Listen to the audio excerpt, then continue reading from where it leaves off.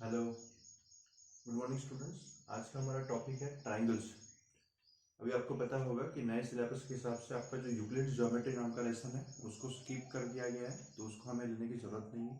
हम लोग स्टार्ट करेंगे भी ट्राइंगल्स से। ठीक है, ट्राइंगल के अंदर काफ़ी सारी चीज़ें हमें यहाँ पे समझनी है।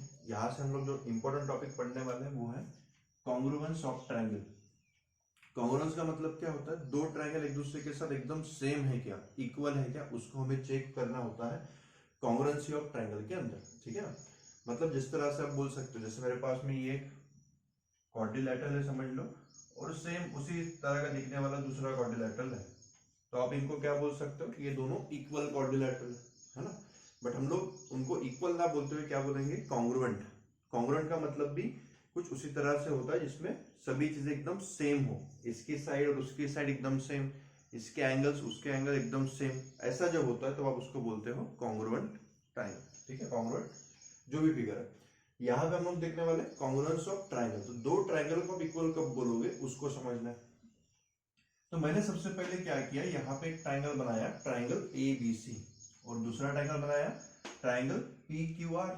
ठीक है, एबीसी के अंदर ए बी मुझे दी हुई है 3 सेंटीमीटर, और पी क्यू भी दिया हुआ है 3 सेंटीमीटर, बीसी दिया है 4 सेंटीमीटर, और क्यू आर भी दिया है 4 सेंटीमीटर, एसी दिया है 3.5 सेंटीमीटर, और पी आर भी दिया है 3.5 सेंटीमीटर। इन शॉर्ट में यहाँ पे क्या बोल सकता हूँ, ये जो सब साइड्स है, करस्पॉन्डिंग साइड्स आप इसको बोलोगे, ये सभी साइड एक दूसरे के साथ एकदम सेम है ना।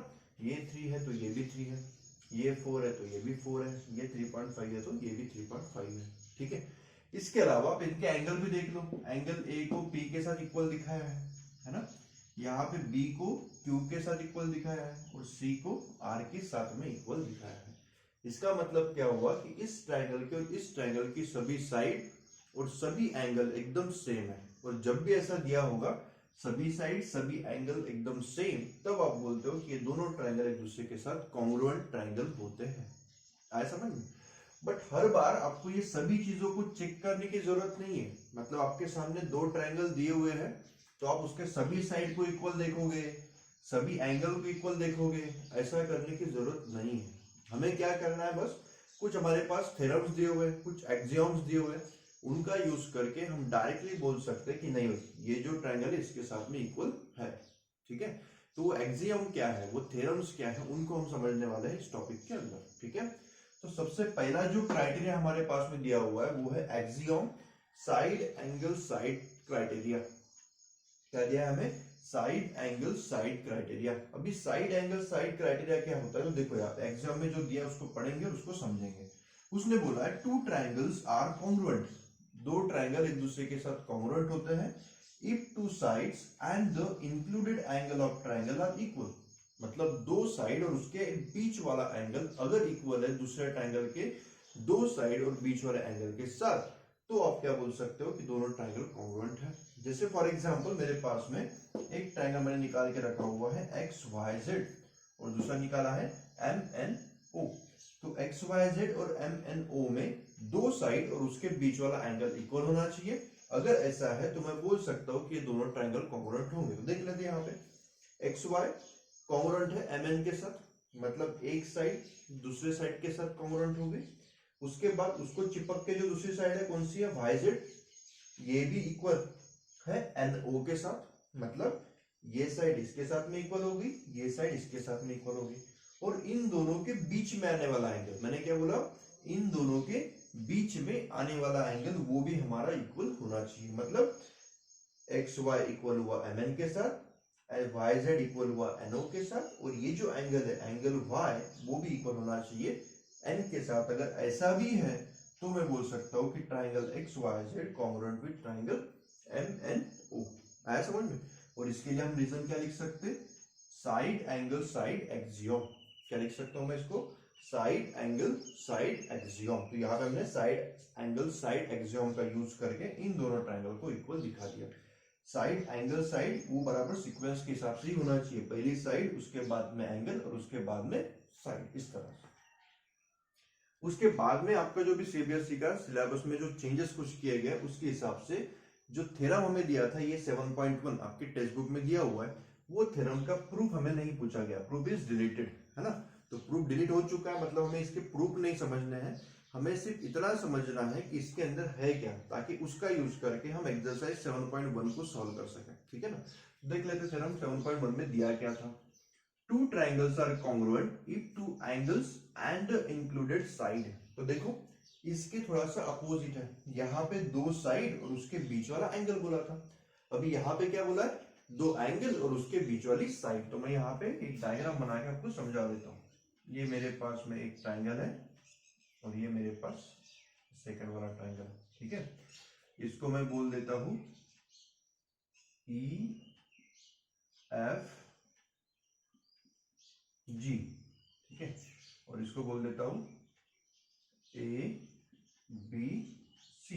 ठीक है, तो इसका क्या कहना है, two triangles are congruent if two angles and the included side. If two angles, तो ये वाला एंगल ले लेता हूं मैं और ये वाला एंगल ले लेता हूं, यहाँ पे ये वाला एंगल और ये एंगल, और इसके बीच वाली साइड, मतलब साइड कौन सी लेनी पड़ेगी आपको, ईएफ, वो इक्वल हो जाएगी ए बी के साथ। समझ में आया आपको, मैंने क्या बोला, एंगल्स जो है वो इक्वल होने चाहिए और उनके बीच वाली साइड इक्वल होनी चाहिए, मतलब ये दो एंगल्स और उसके बाद में उसकी बीच वाली साइड ही आपको लेनी है, इधर की साइड इधर की साइड आपको नहीं लेनी है। समझ में आया, इस तरह से आप इसको लिख सकते हो।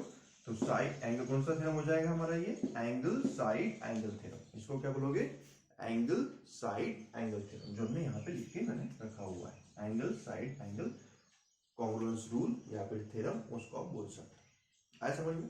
इसके अलावा एक और थ्योरम होता है जिसका भी हमें प्रूफ देने की जरूरत है, उसके अंदर ही इंक्लूडेड है, वो है एंगल एंगल साइड कॉन्ग्रुएंस। क्या है, एंगल एंगल साइड, मतलब क्या, जैसे फॉर एग्जांपल यहाँ पे हमारे पास क्या था, दो एंगल और उसके बीच वाली साइड थी, है ना। अगर कभी कभार ऐसे दिया होगा, ये एंगल इसके साथ इक्वल है, ये एंगल इसके साथ इक्वल है, और उसके बाद वाली साइड मतलब एफजी जो है वो इक्वल है बीसी के साथ, तो उस केस में भी दोनों ट्राइंगल कॉन्ग्रुएंट हो सकते हैं। तो एंगल एंगल और उसके बाद में आनी चाहिए side, angle angle side test से भी हम लोग दो ट्राइंगल्स को कॉन्ग्रुएंट बोल सकते हैं। आई होप आपको ये तीनों जो प्रॉपर्टीज मैंने यहाँ पे समझे वो समझ में आ चुकी है। एक बार फिर से रिवाइज कर देता हूँ, किसी भी ट्राइंगल को दूसरे ट्राइंगल के साथ कॉन्ग्रुएंट होने के लिए क्या जरूरी है ना। तो सबसे पहले हमने देखा एक axiom, side angle side axiom, जिसके मतलब क्या होता है, एक साइड उसके बाद वाला एंगल और उसके बाद वाली साइड, अगर दूसरे ट्राइंगल के साइड एंगल साइड के साथ इक्वल है तो हम दोनों ट्राइंगल को कॉन्ग्रुएंट बोल सकते हैं। ये सभी क्राइटेरिया बताने की जरूरत नहीं है, तो वही हमने यहाँ पे देखा, साइड एंगल साइड टेस्ट से ये दोनों ट्राइंगल कॉन्ग्रुएंट थे। उसके बाद हमने थ्योरम देखा, थ्योरम में क्या दिया है, एंगल साइड एंगल, यहाँ पे साइड एंगल साइड था, यहाँ पे एंगल साइड एंगल, मतलब दो एंगल्स के बीच वाली साइड अगर इक्वल है तो तब भी उस केस में दो ट्राइंगल्स कॉन्ग्रुएंट हो सकते हैं। इसके अलावा हमने ये भी देखा कि अगर दो एंगल्स के बाद वाली साइड भी कॉन्ग्रुएंट है तो उस केस में भी दोनों ट्राइंगल्स कॉन्ग्रुएंट हो सकते हैं। ठीक है, तो आई होप आपको जो ये टॉपिक्स है वो समझ में आ चुके हैं। अभी इन्हीं सब थ्योरम का और इस एग्जाम का यूज करके हमें एक्सरसाइज 7.1 स्टार्ट करनी है, उसको सॉल्व करना है। तो मैं आपको एक एग्जांपल यहाँ से समझा देता हूँ एक्सरसाइज 7.1 से। इसको समझने के बाद फिर बाकी जो क्वेश्चन है आप घर पे ट्राई करके देखोगे और उसमें से जो भी क्वेश्चन आपको समझ में नहीं आ रहा है वो क्वेश्चन आप डायरेक्टली मुझसे पूछ सकते हो, उसके ऊपर मैं अलग से वीडियो नेक्स्ट पीरियड में अंदर बना दूंगा। तो देखो यहाँ पे मैंने सबसे पहला वाला एग्जांपल लिया हुआ है एक्सरसाइज 7.1 से। डायग्राम में आपको दिया रहता है कि आपको क्या क्या इक्वल है। तो देखो यहाँ पे AC के ऊपर एक ही लाइन हमने बनाई हुई है और AD के ऊपर भी एक ऐसी क्रॉस में लाइन बनाई है। इसका मतलब क्या होता है कि AC जो है वो AD के साथ इक्वल है, ऐसा हमें गिवन में दिया। यहाँ पे भी एक सिंगल बोल सकते हो कर्व से मैंने इस एंगल को दिखाया और इसको भी सिंगल कर्व से ही एंगल को दिखाया, मतलब ये दोनों एंगल भी इक्वल आपको गिवन है। अभी देखो हमें क्या चाहिए, या तो साइड एंगल साइड चाहिए, तो यहाँ पे साइड तो मिल रही है, एंगल मिल रही है, एक साइड मुझे मालूम नहीं है फिलहाल। उसके अलावा इसमें क्या चाहिए, एंगल साइड एंगल, तो एक एंगल दिया हुआ है बाकी कोई, और ये साइड दी है बाकी कोई एंगल हमें दिया नहीं है, और एक है एंगल एंगल साइड। तो ये तीनों में से कौन सी प्रॉपर्टी मैं यहाँ पे यूज कर सकता हूँ उसको हमें देखना है। तो यहाँ पे आप लोग थोड़ा अच्छे से देखोगे तो आपको समझ में आ रहा होगा, ये साइड तो इसके साथ इक्वल है, ये एंगल भी इसके साथ इक्वल है, और ये जो बीच वाली साइड है AB, देखो आप ये जो बीच वाली साइड है AB, वो ABC के अंदर भी है ना, ABC की भी साइड है और ABD की भी साइड है, मतलब ये तो ये कॉमन साइड होगी, है ना। तो उसका मतलब हम लोग बोल सकते हैं साइड एंगल साइड। देखो side angle side, side angle side. तो साइड एंगल साइड टेस्ट से हम लोग बोल सकते हैं कि दोनों ट्राइंगल जो एक दूसरे के साथ में कॉन्ग्रुएंट हो जाएंगे। तो वही मैंने यहाँ पे प्रूफ में लिखा हुआ है, triangle ABC and triangle ABD, AC जो है वो एडी के साथ इक्वल है, दिखाया हुआ है। उसके बाद एसीबी जो है वो डीएबी के साथ इक्वल है। एसीबी नहीं है, ये क्या है, सीएबी है, इसका नेमिंग थोड़ा गलत हो गया, सीएबी। सीएबी जो है वो इक्वल होगा डीएबी के साथ, है ना। ये दोनों हमें ऑलरेडी गिवन में ही इक्वल दिया है। तो इन दोनों का रीजन मैं क्या लिखूंगा, गिवन। ये आपको लिखना है हर समय, जो भी आप लिखोगे उसका रीजन हमें लिखना है। इसके अलावा AB जो है वो AB के साथ इक्वल होगा, क्यों, क्योंकि ये कॉमन साइड है। AB जो है वो AB के साथ इक्वल होगी, कॉमन साइड है। और यहां से भी मैं बोल सकता हूं साइड एंगल साइड टेस्ट से मेरे दोनों ट्रायंगल्स जो है वो एक दूसरे के साथ में कॉन्ग्रुएंट हो जाए, है ना। तो आई होप आपको जो भी टॉपिक मैंने यहाँ पे समझाया वो समझ में आ चुके होंगे। एक्सरसाइज 7.1 हमें सॉल्व करनी है। फर्स्ट क्वेश्चन मैंने आपको यहाँ पे समझा दिया है, बाकी के क्वेश्चंस आप ट्राई करके देखो, और जो भी क्वेश्चन आपको डिफिकल्ट लगता है आप मुझे डायरेक्टली कांटेक्ट करके बताओ, उसके ऊपर मैं वीडियो नेक्स्ट वीडियो के अंदर बता दूंगा, है ना। और अगर आपको सभी क्वेश्चन आ रहे हैं तो इनको सॉल्व करो, और जल्द से जल्द मुझे उसके जो भी आपने सॉल्व किया होगा वो आप मुझे सेंड करो, ठीक है। Thank you.